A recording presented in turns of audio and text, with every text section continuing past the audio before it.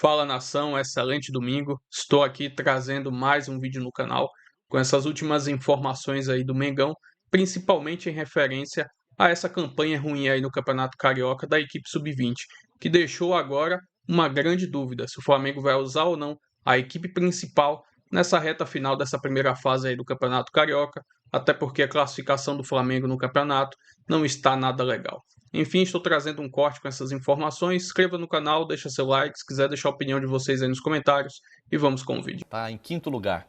E os quintos e sextos colocados dos dois grupos, eles fazem aquele quadrangular que pode definir um time rebaixado. E aí fica aquela expectativa de o quanto isso pode atrapalhar o planejamento de retorno dos principais jogadores e dos atletas profissionais. A gente está vendo a tabela do Grupo B, pelo menos, Nova Iguaçu na liderança, Botafogo, Madureira, Boa Vista.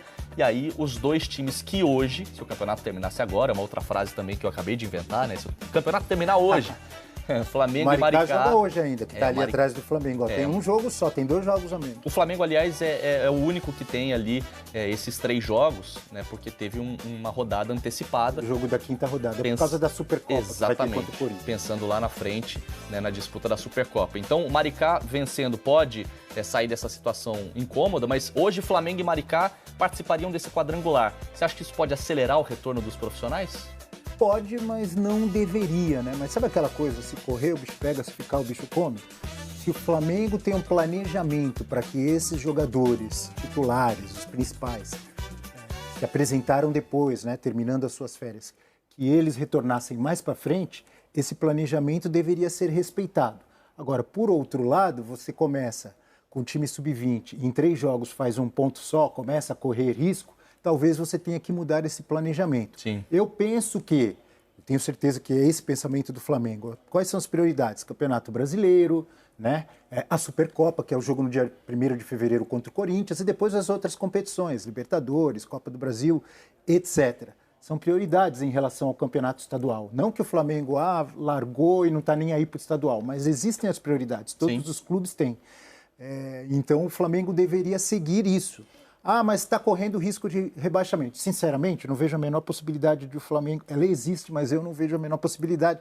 Mesmo que ele vá para esse quadrangular, né, que ele não termine entre os 4 primeiros do seu grupo, vai para esse quadrangular. Não vai cair. Né? Agora, claro que seria ruim, seria desagradável. Tem a zoação, tem as brincadeiras, tem a tiração de sarro. Agora, o clube, aí a minha visão, ele acaba pagando por sua competência. O que eu quero dizer? O Flamengo chegou até perto do Natal, ali, se não me engano, 17 de dezembro estava jogando ainda, a final do Mundial contra o Paris Saint-Germain. Chegou em final de Libertadores, um dos times que mais disputaram jogos na temporada 2025. Então é óbvio que os jogadores têm que voltar depois. O certo, entre aspas, seria o quê? O Flamengo começar a jogar depois também. Mas aí tem tempo para adiar os jogos? Não tem. Então, acaba pagando o Flamengo e outros clubes também por muitas competições, calendário apertado, mais apertado ainda com Copa do Mundo. E às vezes vai dar certo você começar com a garotada, com a molecada. Não é a primeira vez que o Flamengo faz isso, mas nessa temporada começou assim. Primeiro jogo, por exemplo, o Wallace Young perde 2 gols incríveis, o Flamengo não vence. Jogo de ontem, tem um expulso. Acaba pagando por isso, né? É uma situação complicada agora para o Flamengo, porque ele pode, por exemplo, então vou jogar com o Vasco quarta-feira, vamos dizer que o planejamento fosse não colocar ainda nenhum jogador. Então nós vamos continuar assim. Aí perde de novo, depois já tem Fluminense. A pressão já aumenta, né? Ou, não, vamos colocar um monte de gente, machuca os caras, e aí prejudica as outras competições. E aí? Você falou de Vasco, falou de Fluminense, a gente tem na tela aí, os próximos jogos do Flamengo, pelo menos no Campeonato Carioca na arte, né? O Flamengo joga contra o Vasco no dia 21, ou seja, já no meio de semana, quarta-feira já tem clássico contra o Vasco. No dia 25, domingo, já tem Fla-Flu. E depois tem o duelo contra o Sampaio Corrêa no dia 7 de fevereiro. Só que, só rapidinho, antes desse duelo, no intervalo de Fluminense e Sampaio, tem já no dia 28, jogo contra o São Paulo pelo Campeonato Brasileiro. No dia 1º já tem decisão que vale taça, Supercopa contra o Corinthians. E no dia 4 tem Internacional pelo Campeonato Brasileiro. Então, assim... Eu digo, olha o risco de você tentar adiantar o processo, colocar jogadores de repente que ainda não estejam prontos já para estrear na temporada correr o risco de lesionar alguns jogadores e perder mais para frente. Imagino que o departamento de futebol do Flamengo, né, a comissão técnica, junto com o Boto, enfim, eles vão se reunir e vão avaliar quais jogadores que a gente pode adiantar o processo sem eles correrem risco de lesão. Ah, esse aqui, 2 ou 3 ou 5 e tal. E vão adiantar para diminuir esse risco que o Flamengo tem de não se classificar, né? De ir para o quadrangular lá contra o rebaixamento. Mas fazer loucuras, estamos apertados, vamos colocar todo mundo. Você pode até se salvar no Carioca, mas correr o risco de perder jogadores para as outras competições. É aquilo, é difícil. Se correr, o bicho pega, se ficar, o bicho come. Tem até uma reportagem, amigos, da Luísa Sá, lá no GE. Globo, que fala sobre o planejamento, né, do Flamengo com esse início muito ruim de Campeonato Carioca. Será que o Flamengo vai mudar a sua decisão inicial? Vale entrar lá no GE. Globo, mas eu adianto aqui, ó, que a ideia até ontem, aliás, até esse domingo, né, era de que o Bruno Pivetti, o técnico, e o time sub-20, eles estivessem em campo nos clássicos contra o Vasco e contra o Fluminense, quarta e domingo. A tendência é de que essa decisão seja mantida. Então, tudo indica, apesar desse início ruim no Campeonato Carioca, de que a molecada vai continuar jogando nesses clássicos contra Vasco e Fluminense, mais ou menos na linha do que você estava sugerindo, né, Abel? Não mudar o planejamento por conta desse início ruim no Campeonato Estadual, né? Não vou dizer aqui que existe uma fórmula pronta, certa. Tem que fazer isso, tem que continuar assim e não voltar ninguém, ou tem que voltar todo mundo. Não, eu acho que eles têm que avaliar, ver a possibilidade de alguns jogadores terem esse processo já acelerado. Se tiver algum, ótimo. Se não tiver, paciência.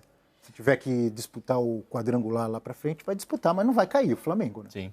Antes da gente falar de outros jogos do Campeonato Carioca, informação de agora, lá no GE. Globo, assinada por Emanuele Ribeiro, Luísa Sá e Rafael Zarco.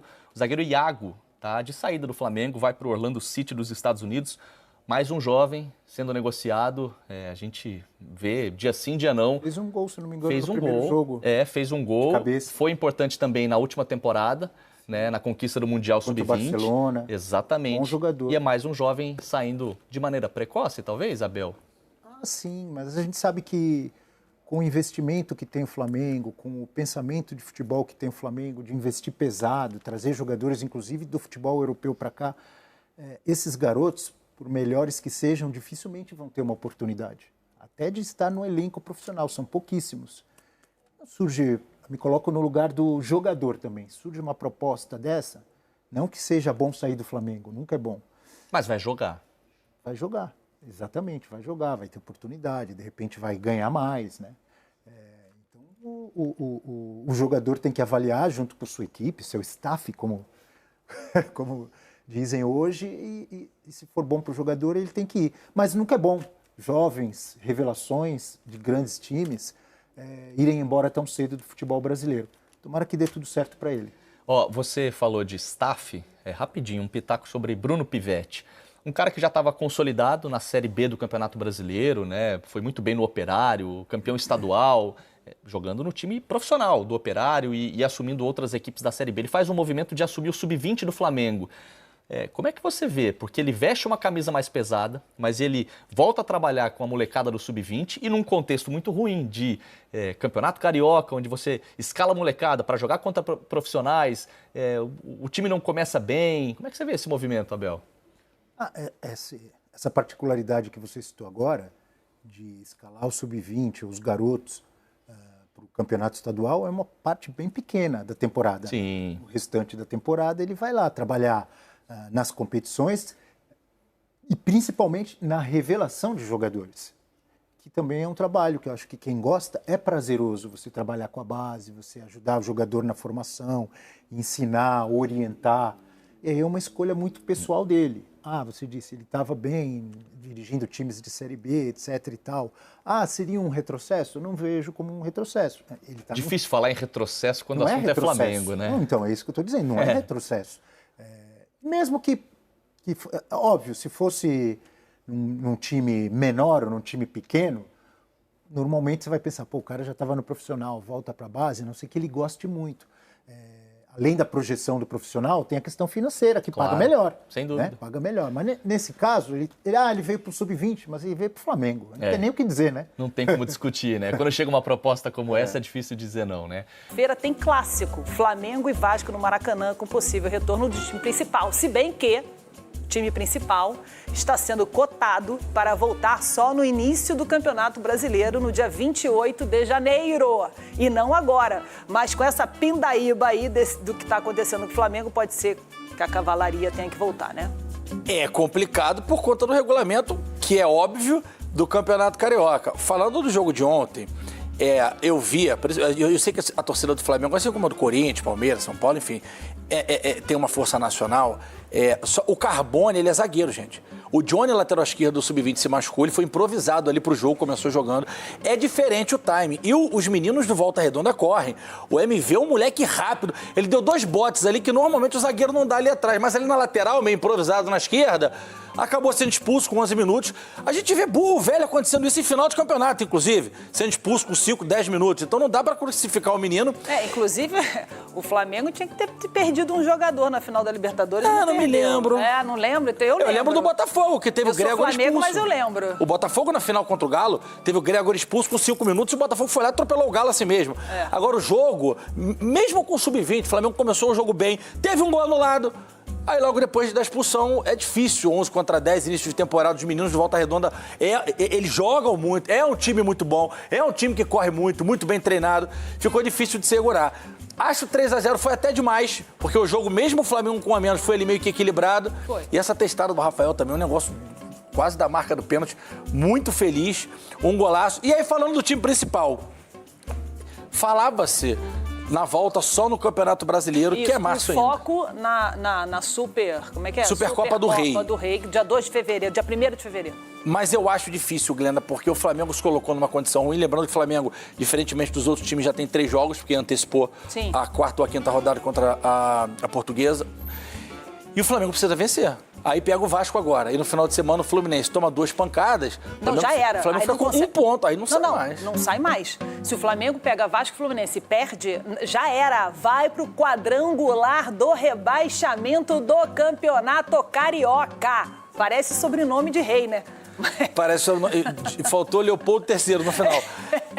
Mas eu acho que não vem a cavalaria toda. Mas vai botar alguns caras ali, porque não dá pra também deixar na conta dos meninos do Sub-20, né? Eu também acho. Só que eu só sinto uma coisa só. Agora falando da base mesmo, né? Essa questão da base. Eu só acho, assim, é uma pena, porque essa base é uma base talentosa, tem jogadores muito talentosos. E, assim, querendo ou não, tendo uma apresentação como essa, né, jogando desse jeito, perdendo, assim, nesse início de Campeonato Carioca, para eles é muito ruim. Até para a autoestima dos jogadores é muito ruim isso, e eles são novos, né? Querendo ou não, é a base do Flamengo. E, querendo ou não, é uma grande oportunidade para que eles possam mostrar a qualidade do futebol e dar aquela bicada no time profissional durante o ano, já que são muitos jogos para o Flamengo. Que é cada vez mais difícil com esse elenco estrelado do Flamengo e com tanto de dinheiro. E que pese que esses meninos deveriam ter vindo para a Copinha. O Flamengo esse ano não veio para a Copinha, abriu mão de disputar. Eu não me lembro a última vez que o Flamengo fez isso, porque de fato tinha essa necessidade de colocar os meninos no Campeonato Carioca sem nenhum cara do profissional. O elenco do profissional está todo em preparação. Então não disputou a Copinha, que é uma grande vitrine, está jogando o Carioca e de certa forma está sendo exposto, porque o Flamengo de 9 pontos tem 1 pontinho só. É pouco. É pouco. Não é pouco, não. É muito pouco. E também não acho que tem que botar essa pressão toda na conta dos meninos ou do pivete, não. Eu acho que são escolhas que tem que ser tomadas no início da temporada. O Palmeiras falou, vou botar o time titular, vou botar o time principal. E tá aí atropelando todo mundo. São escolhas. O Flamengo optou por poupar os caras. Claro que foi uma temporada muito intensa no ano passado. E espero que seja esse ano de novo. Opa, falei, eu pensei. Opa! Falei, eu pensei. Pensou alto. Vamos continuar. Vou trazer aqui agora uma breve informação aí do Flamengo, principalmente em relação à nova camisa U do Flamengo, que foi anunciada oficialmente nesta sexta-feira. A camisa já está disponível no site da Adidas Brasil e nas lojas oficiais do clube. As versões masculina e feminina custam R$ 449,99 e o modelo infantil sai por R$ 399, ou seja, R$ 400. O ruim é esse preço, né? Tá muito caro as camisas de times de futebol, principalmente essa do Flamengo. Agora imagina você colocar aqui o Pet, campeão brasileiro, e da Libertadores você também colocar o brasileiro, colocar aqui 4 títulos, mais o símbolo lá da Conmebol, imagina quanto que vai custar uma camisa toda completinha desse modelo. Simplesmente R$600. Hoje em dia, para ter camisa de futebol oficial, está muito complicado, né? Enfim, trazendo mais detalhes aí da camisa, as mangas e a gola polo sem botão são pretas, criando contraste com o vermelho das 3 listras da Adidas, que aparecem mais grossas nos ombros. Uma referência às camisas clássicas da década de 1980, conhecida pelas faixas largas. Na versão de jogo, o escudo e o símbolo da Adidas ganham um efeito especial, revelando pequenos urubus conforme o movimento da camisa, um detalhe exclusivo do manto. O kit é completado por calção branco e meiões rubro-negros. Enfim, camisa muito bonita, vamos aguardar o lançamento agora da camisa número 2 aí para essa temporada. Enfim, se inscreva no canal, deixa seu like, se quiser deixar a opinião de vocês aí nos comentários e até o próximo vídeo. Valeu, nação!